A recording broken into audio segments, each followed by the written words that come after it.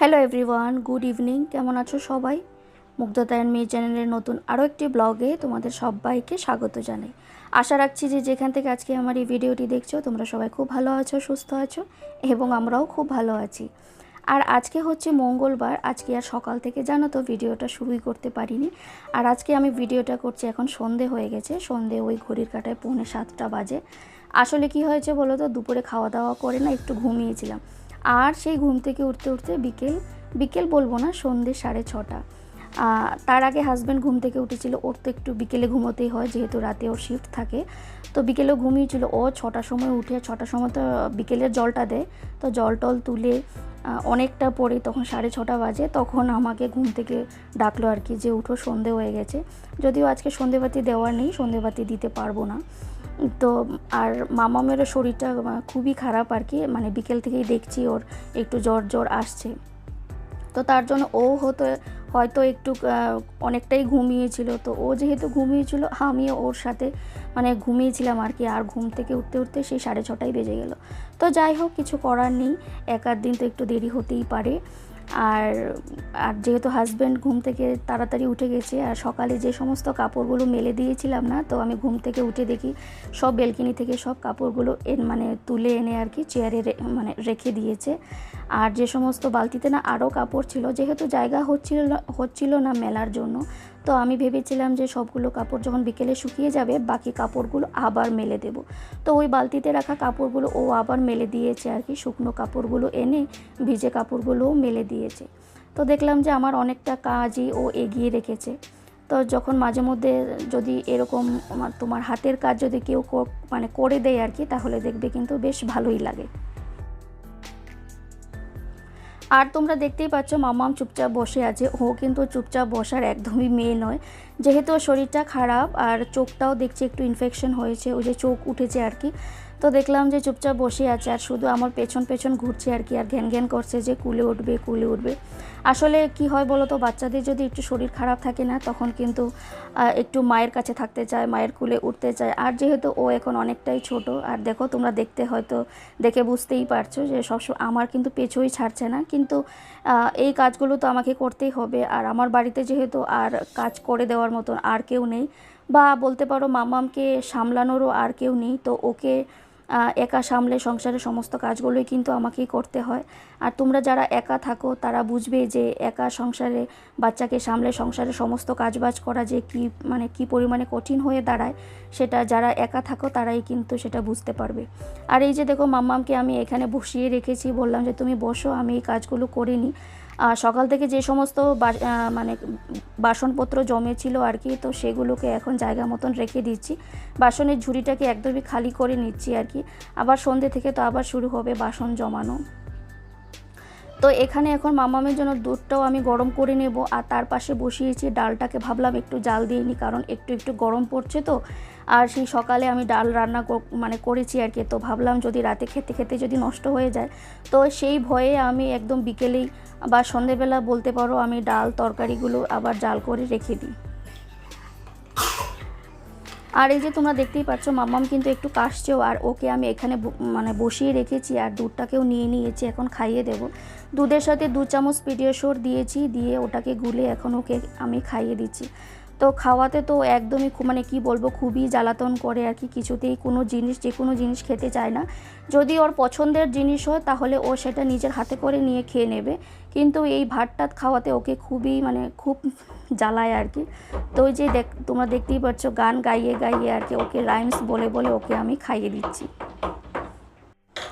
আর এখন যদি কিছু খেতে না চায় না, তাহলে কিন্তু নো নো নো বলতে থাকে 2 হাত নাড়িয়ে। তো বেশ কিন্তু এখন ইংলিশ বলাও শিখছে আস্তে আস্তে, দেখতে পাচ্ছি। আর ওগুলো সব না ও স্কুলে গিয়ে হয়তো শিখেছে। কিছু একটা যদি খেতে না চায় তাহলে 2 হাত নাড়িয়ে বলবে নো নো নো।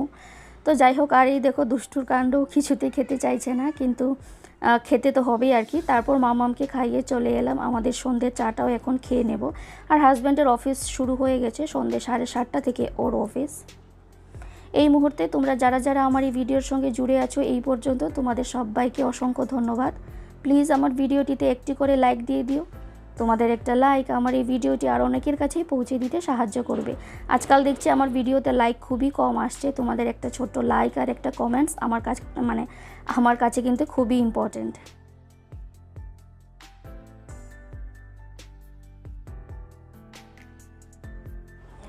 আর তুমি যদি আমার নতুন বন্ধু হয়ে থাকো, আজকে প্রথম দেখছো আমার এই ভিডিওটি, তাহলে আমি বলবো ছেড়ে যাওয়ার আগে আমার এই ছোট্ট চ্যানেলটিকে সাবস্ক্রাইবও করে রাখতে পারো।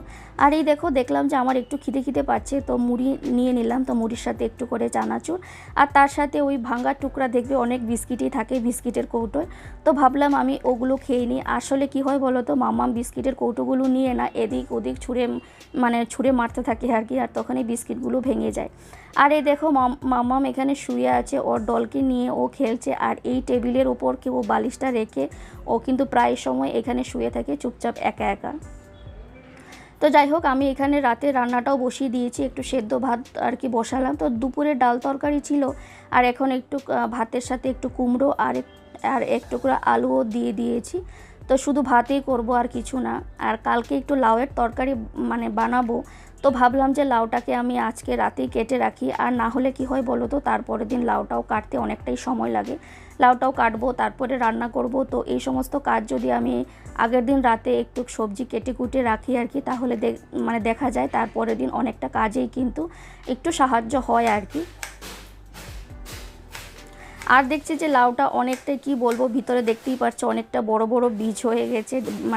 বুঝতে পারছি না, লাউটা তো কচি একদমই না দেখে মনে হচ্ছে, কিন্তু আমি যখন আনছিলাম আর কি কিনছিলাম, তখনই আমি ভাইকে বলেছিলাম যে লাউটা তো কচি হবে না। তো আমাকে বললো দিদি তুমি খেয়ে দেখো, তারপর আমাকে এসে বলো।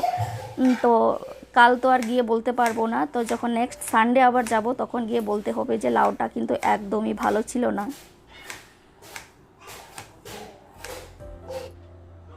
আর এই তো লাউটাও আমার একদম কাটা শেষ, আর এখন মাম্মামকেও খাইয়ে দেব, ওর খাওয়ার সময়ও হয়ে গেছে। জানি না আজকে হয়তো খেতে অনেকটাই জ্বালাতন করবে। আসলে কি হয়েছে বলো তো, ডালের সাথে যদি রাতে একটু ডিমের অমলেট করে দিই বা মাছ ভাজা যাই থাকে না কেন, ওটা দিয়েও সুন্দর খেয়ে নেয়। মাছ ভাজা তো আচ্ছা আছেই, কিন্তু ডিমটা হলে আরও বেশি ভালো হতো। কিন্তু এখন তো আর ডিম খেতে পাচ্ছি না, কারণ বার্ড ফ্লু এসেছে, তো তার জন্য ডিম চিকেন এই সমস্ত কিছু খাওয়া যাবে না আর কি কটা দিন।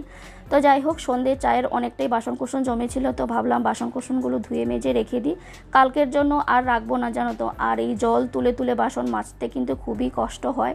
আসলে দেখবে যে কল ছেড়ে যদি বাসন মাজা যায় তাহলে খুবই ভালো লাগে আর কি, অনেকটা ইজি হয় বাসন মাজতে। কিন্তু ওই যে জল তুলে তুলে বাসন মাজাটা আমার কাছে খুবই কষ্টকর বলে মনে হয় আর কি, কিন্তু কিছু করার নেই। ওই 7-8 মাস কিন্তু এভাবেই চলতে থাকবে। আর এই তো মাম্মামকে খাইয়ে দিয়েছি, আর ওই যে কুমড়ো আর আলু সেদ্ধ দিয়েছিলাম, তো ভাবলাম সেদ্ধটাকে মেখে নিই। তো একটু পেঁয়াজ কুচো, একটু লঙ্কা কুচোনো, আর তার সাথে দিয়েছি একটা শুকনো লঙ্কা ভেজে আমি দিয়েছি।